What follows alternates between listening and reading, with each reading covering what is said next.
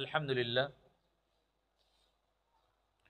আল্লাহ তাআলার দয়া ও মেহেরবানিতে আমরা পবিত্র রমাদান আল মুবারক মাসের পহেলা রমাদান থেকে শেষ পর্যন্ত রোজা রেখে সিয়াম, কিয়াম, কোরআন তিলাওয়াত, তাকওয়া অর্জনের মধ্য দিয়ে আল্লাহ তাআলা আমাদেরকে পবিত্র ঈদ উল ফিতরের এই দিনে ঈদ উল ফিতরের নামাজ পড়ার জন্য কলাতুলি সুফিবাগ জামে মসজিদ পরিচালনা কমিটির উদ্যোগে আয়োজিত আজকের এই ঈদগাহ মাঠে আগেভাগে উপস্থিত হবার সৌভাগ্য যিনি নসিব করেছেন, তার শেখানো ভাষায় আমরা কালিমাতুশ শুকর পাঠ করছি আলহামদুলিল্লাহ। আল্লাহ সুবহানাহু ওয়া তাআলার প্যারা হাবিব সাল্লাল্লাহু আলাইহি ওয়াসাল্লাম ঈদের দিন বেশি গুরুত্ব দিতেন যে মানুষ যেন শিরিক থেকে ফিরে আসে। আমি শিরিক নিয়ে বিভিন্ন আলোচনা করেছি, তারপর আজকে একটা মেসেজ দিচ্ছি, সারা বছর আপনারা সারা জীবন শিরিক থেকে দূরে থাকবেন। শিরিক এমন একটা জঘন্য অপরাধ। শিরিক কিরকম? আল্লাহর শক্তি, আল্লাহর যে গুণ, আল্লাহ যা পারেন, আল্লাহর যে বিধান, আল্লাহর যে শক্তি, আল্লাহর যে সামর্থ্য, আল্লাহর যে গুণ, এই সমস্ত গুণাবলী সুফিবাগ জামে মসজিদ পরিচালনা কমিটির পক্ষ থেকে আপনাদের সবাইকে এবং আমার নিজের পক্ষ থেকে ঈদের শুভেচ্ছা বিনিময় করছি। ঈদ মুবারক, ঈদ মুবারক। সবাইকে ঈদের পবিত্র ঈদ উল ফিতরের শুভেচ্ছা।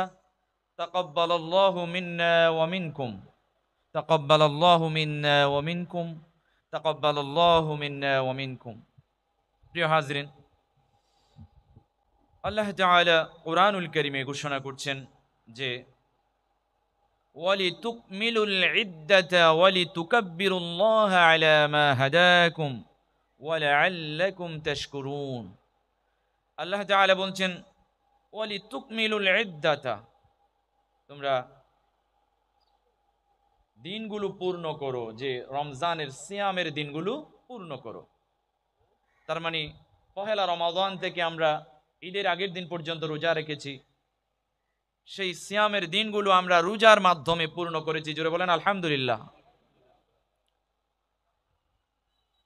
এরপরে বলা হচ্ছে ওয়ালি তুকাব্বিরুল্লাহ, এবং তোমরা তাকবীর দাও, বড়ত্ব প্রকাশ করো। কার? আল্লাহ। আরো জোরে বলেন কার? আল্লাহ। আমরা যদি রমাদানের দিনগুলো পূর্ণ করি, পাশাপাশি আল্লাহর তাকবীর দেই, তাহলে আল্লাহ তাআলা আমাদেরকে কি দেখাচ্ছেন? হেদায়েতের পথ দেখাচ্ছেন, রাস্তা দেখাচ্ছেন, যে আলা মা হাদাকুম। আমাদেরকে আল্লাহ তাআলা হেদায়েতের উপর অবিচল অটুট থাকার জন্য ইঙ্গিত করছেন, যে কারা হেদায়েতের উপর থাকতে পারবে, অবিচল অটুট থাকতে পারবে? রমাদানে যারা সিয়াম সাধনা করেছে, কিয়াম করেছে, কোরআন পড়েছে, কোরআন অনুধাবন করেছে, কোরআন বোঝার চেষ্টা করেছে, কোরআন মানার চেষ্টা করেছে। আল্লাহ সুবহানাহু ওয়া তাআলা আমাদেরকে কোরআন মানার, কোরআন বোঝার এবং রমাদানের দিনগুলো পূর্ণ করে আল্লাহর তাকবীর দেওয়ার সৌভাগ্য নসিব করেছেন, বলি আলহামদুলিল্লাহ। যাতে করে আল্লাহ তাআলা বলছেন ওয়া লাআল্লাকুম তাশকুরুন, আমরা যেন আল্লাহর শুকর গুজারি হই। আমরা আল্লাহর শুকর গুজারি হব তখন যখন আমরা রমাদানের সিয়াম সাধনার মধ্য দিয়ে দিনগুলো পূর্ণ করব এবং আল্লাহর তাকবীর দেব। জোরে বলেন সুবহানাল্লাহ। আল্লাহ তাআলা কুরআনুল কারীমের অন্য আয়াতে বলছেন ক্বাদ আফলাহা মান তাযাক্কা ওয়া যাকারা ইসমা রাব্বিহি ফাসাল্লা। আল্লাহ তাআলা বলছেন সে ব্যক্তি সফল, যে ব্যক্তি নিজেকে পবিত্র করেছে। জোরে বলেন না সুবহানাল্লাহ।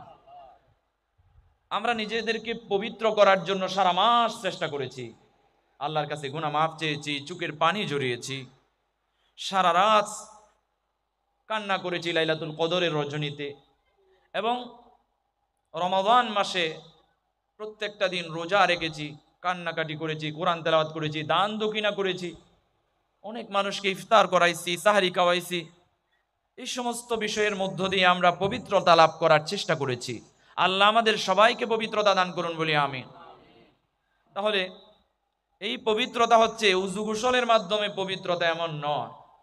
উযু গোসলের মাধ্যমে পবিত্রতা থাকবেন বটে, আপনি আপনার আয় রোজগারের দিকটা পবিত্র করবেন, হারাম থেকে আপনি দূরে থাকবেন, হালালের উপরে অটুট থাকবেন, অবিচল থাকবেন, গুনাহ থেকে পবিত্র থাকবেন, গুনার অধ্যায়টা আপনার জীবন থেকে আপনি কাট অফ করবেন। এই ধরনের সকল প্রকারের পবিত্রতা যারা অর্জন করতে পেরেছে, আল্লাহ সুবহানাহু ওয়া তাআলা ঘোষণা করছেন, ক্বাদ আফলাহা মান তাযাক্কা, যে ব্যক্তি পবিত্রতা লাভ করেছে সে ব্যক্তি সাফল্য অর্জন করেছে। জোরে বলেন সুবহানাল্লাহ। আল্লাহ তাআলা আমাদেরকে, আমাদের পরিবারকে, আমাদের ভাই বোনদেরকে, আমাদের দেশবাসীকে, আমাদের পরিবার পরিজন, এলাকাবাসী, মুসলিম উম্মাহকে পবিত্রতা লাভ করার মধ্য দিয়ে সাফল্য অর্জন করার তৌফিক দান করুন বলি আমিন। এরপরে বলা হচ্ছে তারাও সফল, ওয়াযাকারা ইসমা রাব্বিহি, যে ব্যক্তি, ওই ব্যক্তিও সফল যে ব্যক্তি আল্লাহর নামের জিকির করে, আল্লাহর নাম সমূহ নিয়ে কি করে, জিকির করে, তারাও সফল। বা যে ব্যক্তি আল্লাহর নামের জিকির করে সেই ব্যক্তিও সফল। এরপরে বলা হচ্ছে ফাসাল্লাহ, যে ব্যক্তি, অতএব যে ব্যক্তি নামাজ পড়ে সেই ব্যক্তিও সফল। তাহলে এখানে এই আয়াতের মধ্যে বিশেষ করে তিনটা কথা বলা হচ্ছে। এক নাম্বার হচ্ছে যে ব্যক্তি পবিত্রতা অর্জন করেছে সে ব্যক্তি সফল। দুই নাম্বারে যে ব্যক্তি আল্লাহর নাম সমূহ নিয়ে জিকির করে ওই ব্যক্তি সফল। তিন নাম্বারে যে নামাজ পড়ে সেই ব্যক্তি সফল। আল্লাহ সুবহানাহু ওয়া তাআলা আমাদেরকে সফলতা অর্জন করার জন্য এই তিনটি কাজ করবার তৌফিক দান করুন বলি আমিন। আমি লম্বা কোনো আলোচনা করছি না, একদম মোটা দাগের কথাগুলো আজকে বলেই শেষ করে দেবো ইনশাআল্লাহ, যেহেতু সময় বেশি নাই। আল্লাহ রাসূল সাল্লাল্লাহু আলাইহি ওয়াসাল্লাম যখন ঈদগাহ মাঠে ঈদের নামাজ পড়তে যেতেন তখন সর্বপ্রথম গিয়ে মুসল্লিয়ান ইকরামদেরকে নিয়ে ঈদের জামাত করতেন। কি করতেন? ঈদের জামাত, ঈদের নামাজ পড়ে ফেলতেন। এরপরে ঈদের বক্তব্য, খুতবা দিতেন। পরবর্তীতে গিয়ে আবার যখন মহিলারা, ওখানকার সময়ে ঈদের জামাতে মহিলারাও আসতেন, পুরুষ মুসল্লিয়ান ইকরামদের পেছনে মহিলারা বসতেন। তো আল্লাহ নবী সাল্লাল্লাহু আলাইহি ওয়াসাল্লাম, তদানীন্তন সময়ে এরকম মাইক ছিল না, বিশাল জামাতে পুরুষদেরকে বক্তব্য দেওয়ার পরে আবার আলাদা পৃথকভাবে মহিলাদের সামনে গিয়ে মহিলাদেরকে কিছু স্পেসিফিক উনি নসিহত পেশ করতেন। কিন্তু আমাদের দেশে একটা রসম হচ্ছে, সর্বপ্রথম আমরা ঈদগাহ মাঠে এসে ঈদের জামাত করতে পারি না। কেন পারি না? কারণ আমরা আরবি বক্তব্য বুঝি না। ঈদের জামাতের পরে যে আরবি বক্তব্যটা হয় এটা না বুঝার কারণে আমরা যে বক্তব্যটা আছে সেটাকে আমরা ঈদের জামাতের আগে আগে করে ফেলি, পরবর্তীতে আরবি বক্তব্যটা আমরা খুতবার মাধ্যমেই দিই। এটাই হচ্ছে আমাদের দেশের দেশীয় রসম। তো প্রিয় হাজরিন, আমরা দেখতে পাই অনেক জায়গায় সৌদি আরবের সাথে কিছু মানুষ আছে ঈদের নামাজ পড়ে ফেলে বাংলাদেশে।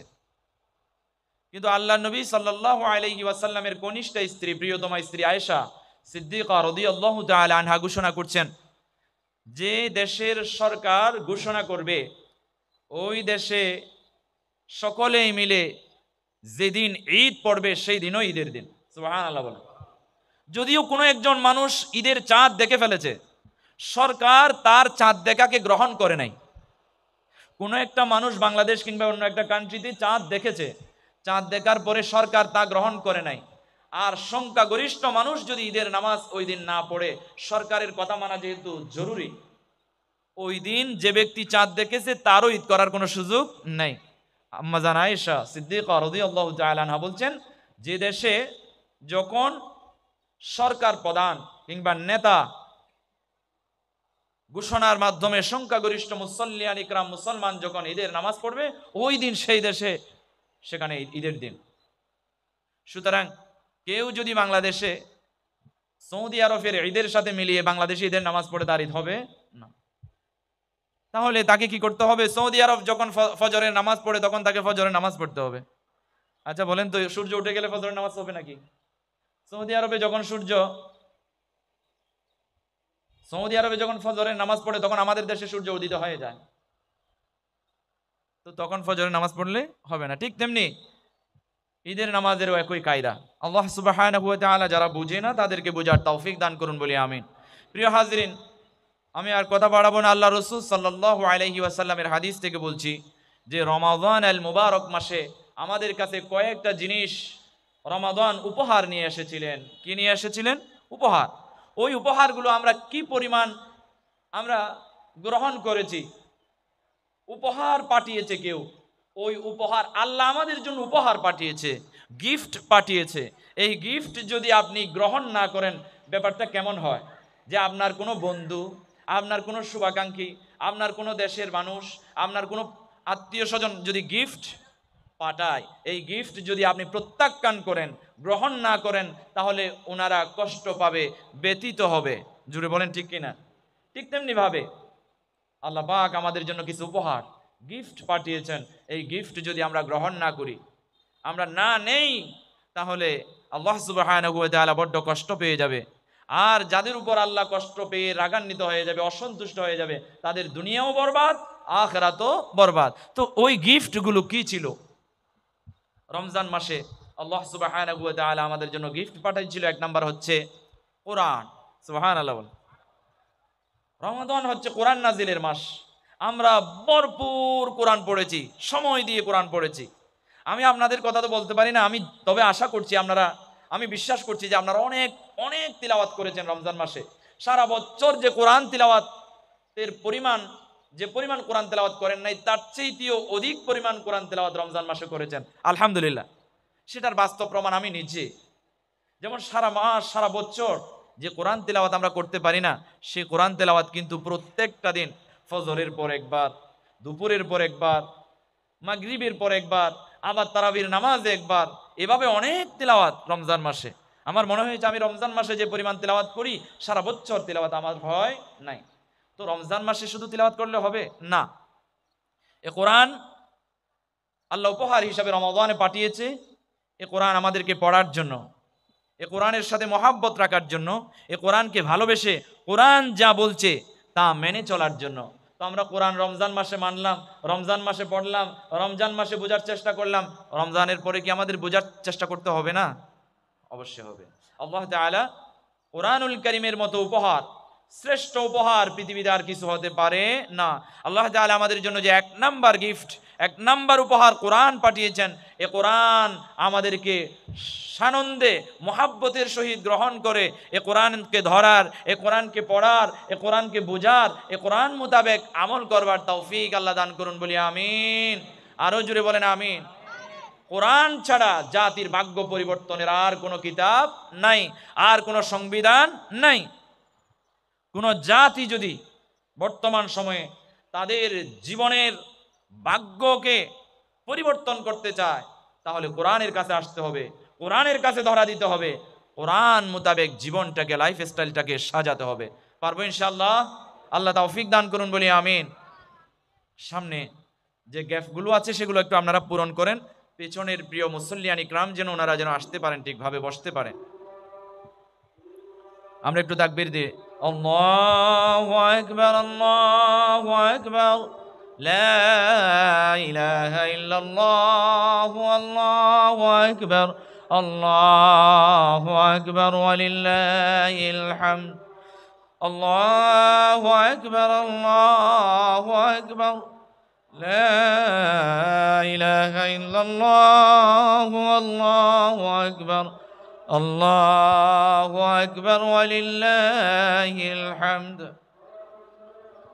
সম্মানিত উপস্থিতি, প্রিয় ভাইয়েরা আমার, 2 নাম্বার আল্লাহ আমাদের জন্য রমাদানে উপহার পাঠিয়েছেন সিয়াম। সিয়াম আল্লাহ তাআলা উপহার পাঠিয়েছেন। সিয়াম মানে রোজা, রমাদান। এখন এই সিয়াম আমরা রমাদান মাসে পালন করলাম, সারা বছর আর কোনো রোজা রাখলাম না, তাহলে হলো না। তাহলে 1 নাম্বার উপহার আমাদেরকে কোরআন পাঠিয়েছে, আমরা সারা বছর কোরআনের সাথে আমার হৃদয়ের সাথে কোরআনকে গেঁথে নেব ইনশাআল্লাহ। 2 নাম্বার আল্লাহ উপহার পাঠিয়েছেন, গিফট পাঠিয়েছেন হচ্ছে সিয়াম, রোজা। তাহলে হুজুর রমজান তো শেষ, এখন আমরা কিভাবে এই রোজার সাথে সম্পর্ক রাখতে পারি? আল্লাহর প্যারা হাবিব সাল্লাল্লাহু আলাইহি ওয়াসাল্লাম হাদিস শরীফে ঘোষণা করেন যে রমজান মাসের রোজা রাখার পরে শাওয়াল মাস ইতিমধ্যে শুরু হয়ে গেছে। আজকে শাওয়াল মাসের কয় তারিখ বলেন না? কয় তারিখ? 1 তারিখ। এই ঈদের দিনের পর থেকে, শাওয়াল মাসের 1 তারিখ তো ঈদ হয়, ঈদের দিন তো রোজা রাখা জায়েজ নাই, হারাম। ঈদের দিনের পর দিন থেকে শুরু করে, আগামীকাল থেকে শুরু করে, তবে ঈদের দিনের পরে কাছাকাছি সময়ে না রাখাই ভালো, 2-3 দিন পর থেকে শুরু করাই ভালো। শাওয়াল মাসে যারা 6টি রোজা রাখবে, কয়টি রোজা? 6টি রোজা। যে আল্লাহ আমাদেরকে রোজা গিফট পাঠিয়েছেন 2 নম্বরে রমজান মাসে। তাহলে রমজান মাসে আমরা সারা মাস রোজা রাখলাম, এই উপহার যেন আমাদের কাছ থেকে হারিয়ে না যায় স্মৃতির পাতা থেকে। তাহলে আল্লাহ তাআলা আমাদের জন্য আরো 6টা রোজা উপহার দিলেন শাওয়াল মাসে। শাওয়াল মাসের 2য় তারিখ থেকে 29 বা 30 তারিখ পর্যন্ত, চাঁদ শেষ হওয়া পর্যন্ত, যে ব্যক্তি মাঝে মাঝে কিংবা একাধারে 6টি রোজা রাখবে, আপনি চাইলে একটা রেখে কয়েকদিন পর আরেকটা রাখতে পারেন, অথবা লাগাতার একাধারে আপনি 6টা রাখতে পারেন। এই 6টা রোজা যারা রাখবে, আল্লাহর প্যারা হাবিব সাল্লাল্লাহু আলাইহি ওয়াসাল্লাম বলছেন তারা যেন সারা বছর রোজা পালন করছে। সুবহানাল্লাহ। এটা যেমন তেমন কথা। সারা বছর রোজা রাখার সওয়াব যদি আপনি পেতে চান, এই মাসে 6টি রোজা রাখবেন। কয়টি রোজা ইনশাআল্লাহ? আমার মা বোনদেরকেও জানাইয়া দেবেন, এটা এই মাসের কর্মসূচি। এরপরে আপনি যদি সারা বছর যে আল্লাহ উপহার দিয়েছেন, এই উপহারকে স্মৃতির পাতায় রাখতে চান, প্রত্যেক মাসে 13, 14, 15, আরবি মাসের 13, 14, 15, এই 3টা রোজা হচ্ছে আইয়ামে বীজের রোজা। এই রোজাগুলো যদি রাখেন, আপনার আল্লাহর উপহারটা আপনি যথাযথ রেখেছেন, স্মৃতির পাতায় রেখেছেন, এবং আল্লাহর উপহারকে আপনি যত্ন করেছেন। সুবহানাল্লাহ। এরপরে আপনি যদি আরো চান, আরো একটু আপনার জীবনের সাথে, রোজার সাথে, আল্লাহর গিফটের সাথে আপনাকে মিলিয়ে নেবেন। আপনার গিফট, আল্লাহর গিফট আপনার সাথে সাথেই রাখবেন। তাহলে প্রত্যেকটা সপ্তাহে সোমবার এবং বৃহস্পতিবার রোজা রাখবেন। পারবেন ইনশাআল্লাহ? আল্লাহ তৌফিক দান করুন বলি আমিন। আমাদের প্রিয় মুসল্লিয়ান ইকরাম, ভরপুর মুসল্লিয়ান ইকরাম আসতেছেন, সবাইকে ঈদ মোবারক, ঈদ মোবারক। তাকাব্বালাল্লাহু মিন্না ওয়া মিনকুম। এবং কলাতুলী সুফিবাগ জামে মসজিদ পরিচালনা কমিটির উদ্যোগে আয়োজিত আজকের ঈদগাহ মাঠ থেকে আমি মসজিদ পরিচালনা কমিটির পক্ষ থেকে এবং আমার ব্যক্তিগত পক্ষ থেকে আপনাদেরকে জানাই ঈদের শুভেচ্ছা, ঈদ মোবারক। তাকাব্বালাল্লাহু মিন্না ওয়া মিনকুম। আপনারা সবাই একে অপরের সাথে কাঁধে কাঁধ মিলিয়ে সুন্দরভাবে সারিবদ্ধভাবে নামাজের জায়গায় বসে পড়ুন, খালি জায়গা পূর্ণ করুন। সময় একদম কাছাকাছি চলে আসছে, আমি আলোচনা অল্প সময়ের মধ্যে শেষ করে দেবো ইনশাআল্লাহ, যেহেতু 8:30টায় জামাত। এরপরে 3 নাম্বার যে উপহার, আল্লাহ তাআলা রমাদান মাসে 3 নাম্বার উপহার দিয়েছেন আমাদেরকে কিয়াম।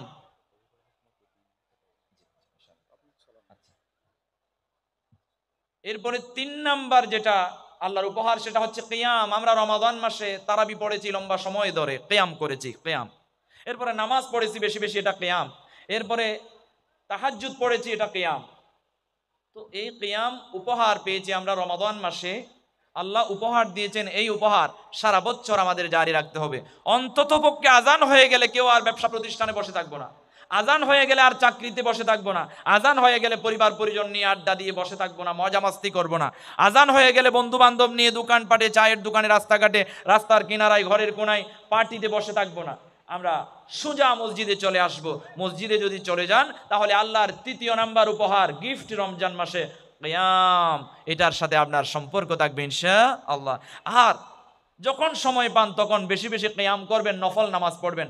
কোন আল্লাহর ওলি হতে পারে নাই নফল নামাজ ছাড়া, কোন আল্লাহর ওলি হতে পারে নাই তাহাজ্জুদের নামাজ ছাড়া। জুড়ে বলেন না সুবহানাল্লাহ। এরপরে 4 নাম্বার যেটা উপহার, সেটা হচ্ছে তাকওয়া। ইয়া আইয়ুহাল্লাযীনা আমানু কুতিবা আলাইকুমুস সিয়াম কামা কুতিবা আলাল্লাযীনা মিন ক্বাবলিকুম লাআল্লাকুম তাত্তাকুন। এই তাকওয়া হচ্ছে 4 নাম্বার আল্লাহর পক্ষ থেকে রমাদানের উপহার। আল্লাহ আমাদের সবাইকে তাকওয়া অর্জন করার তৌফিক দান করুন, বলি আমিন। আরো জোরে বলেন আমিন। এবার আসুন, এই ঈদে আলোচনা করলে অনেক লম্বা হয়ে যাবে, আমি ওদিকে আর যাচ্ছি না। এই ঈদে আমরা ঈদের নামাজের পরে কোলাকুলির মাধ্যমে, ঈদের শুভেচ্ছা বিনিময়ের মাধ্যমে, আত্মীয় স্বজনকে দেখাশোনার মাধ্যমে, সালাম বিনিময়, কুশল বিনিময়ের মাধ্যমে আমরা ঈদকে উদযাপন করব। পাশাপাশি আমাদের ঘরের যে মা বোনেরা আছে, আমাদের মা বোনদেরকে একটু আপনারা যত্ন নেবেন, হেফাজত করবেন। মা বোনদের জন্য পর্দা, মা বোনদের জন্য পর্দাকে ফরজ করা হয়েছে। তো আমরা দেখি যে সারা মাস রোজা রাখলেন আপনি বাবা, সারা মাস রোজা রাখলেন আপনি ভাই, সারা মাস রোজা রাখলেন আপনি ঘরের অভিভাবক, আর আপনি আপনার মেয়েকে, আপনার স্ত্রীকে, আপনার বোনকে ঈদের জন্য এমন কিছু পোশাক কিনে দিয়েছেন যে পোশাকগুলো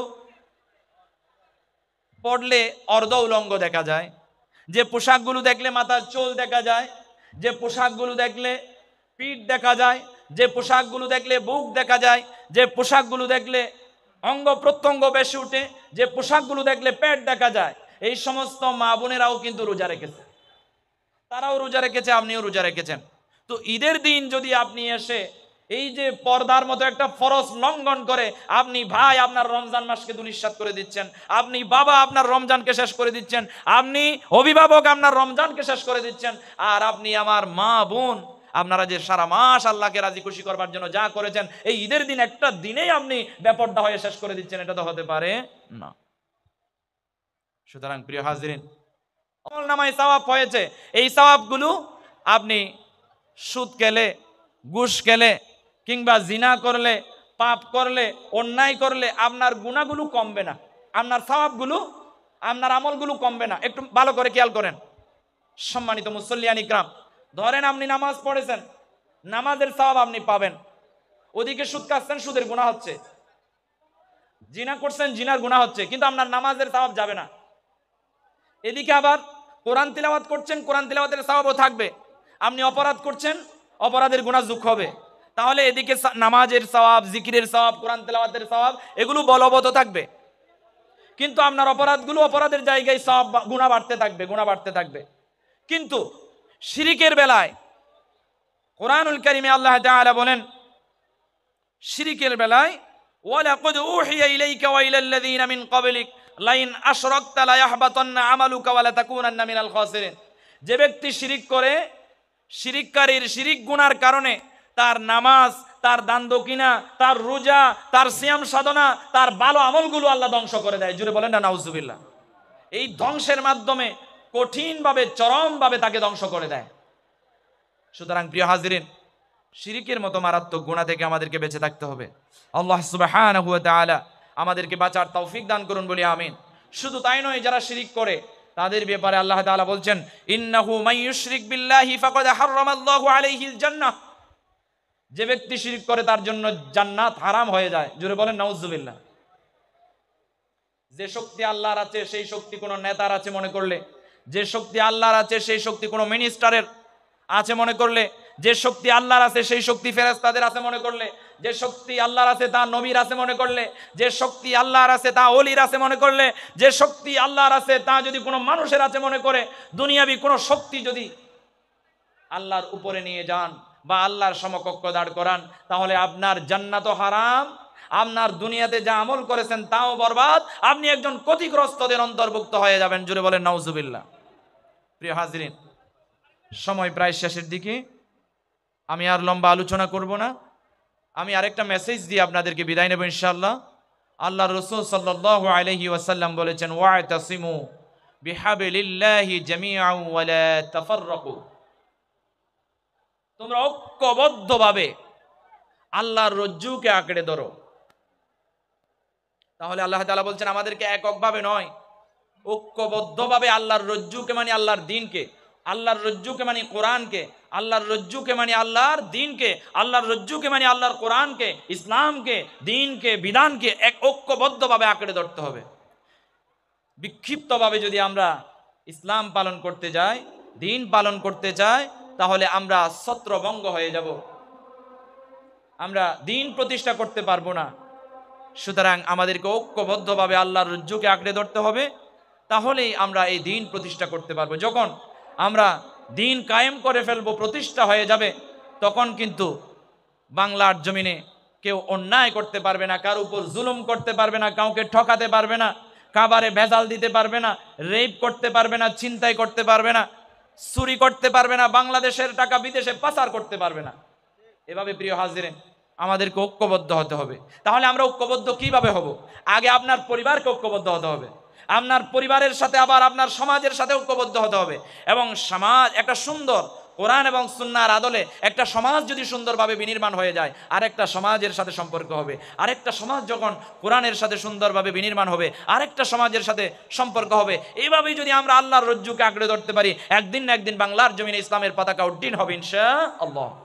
প্রিয় হাজরিন, সময় যেহেতু শেষ, আমি আর আলোচনা বাড়াবো না। আমরা 8:30টায় যেহেতু নামাজ পড়বো বলছি,